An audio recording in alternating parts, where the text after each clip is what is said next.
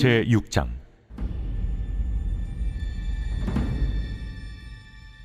오라, 우리가 여호와께로 돌아가자. 여호와께서 우리를 찢으셨으나 도로 낫게 하실 것이요, 우리를 치셨으나 싸매어 주실 것임이라. 여호와께서 이틀 후에 우리를 살리시며 셋째 날에 우리를 일으키시리니 우리가 그의 앞에서 살리라. 그러므로 우리가 여호와를 알자, 힘써 여호와를 알자. 그의 나타나심은 새벽빛같이 어김없나니 비와 같이, 땅을 적시는 늦은 비와 같이 우리에게 임하시리라 하니라. 샬롬, 주의 은혜와 사랑이 하늘 양식과 함께 새날을 시작하시는 모든 분들에게 넘치시길 간절히 소망합니다. 오늘도 우리는 안전합니다. 호세아는 북이스라엘의 멸망을 예언하며 그것을 지켜보시는 하나님의 마음을 전했습니다. 하나님은 이스라엘을 사랑하셔서 애굽에서 건지시고 광야에서 살게 하시며 약속의 땅을 선물로 주셨습니다. 그런데 이스라엘은 끊임없이 하나님의 날개 그늘을 벗어나려 했습니다.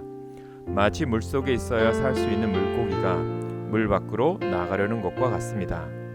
하나님의 백성이 하나님을 떠나 죽음을 향해 나아가는 것을 보는 하나님의 마음은 어땠을까요? 하나님은 호세아가 하나님의 마음을 알도록 결혼을 명령하셨습니다. 호세아는 명령에 따라 음란한 여자 고멜을 아내로 맞아서 이남 일녀를 낳았습니다. 누가 보아도 단란한 가정처럼 보입니다. 그러나 그의 가정은 오래지 않아 깨져버립니다.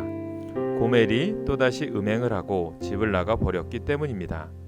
사랑하는 아내에게 배신당한 호세아는 이스라엘에게 배신당한 하나님의 마음을 알게 되었습니다. 슬픔, 안타까움, 분노 등이 느껴졌습니다.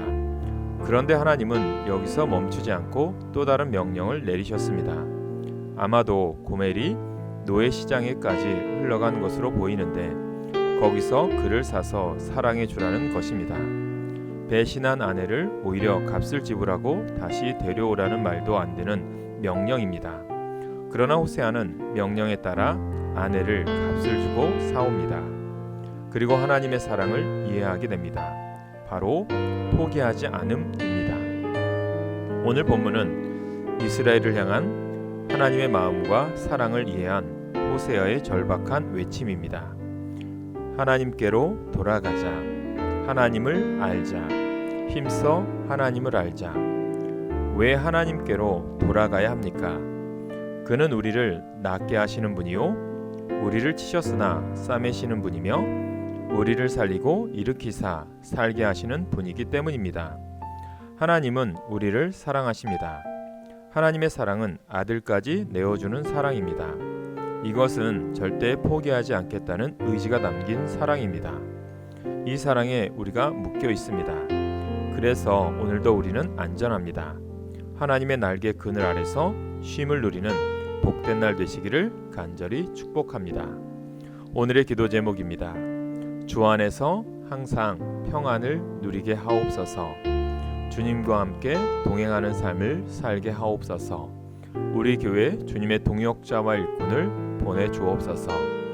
이 땅에 코로나가 사라지고 아픔과 어려움 당한 영혼들의 치유와 회복이 일어나게 하옵소서. 기도하겠습니다.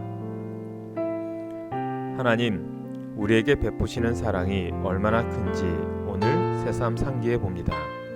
그 사랑 안에 거할 때 우리에게 평안과 기쁨과 만족이 있음을 고백합니다. 하나님의 손길을 결코 벗어나지 않으며 감사와 찬송이 우리 입술에서 떠나지 않게 하옵소서. 예수님의 이름으로 기도합니다. 아멘.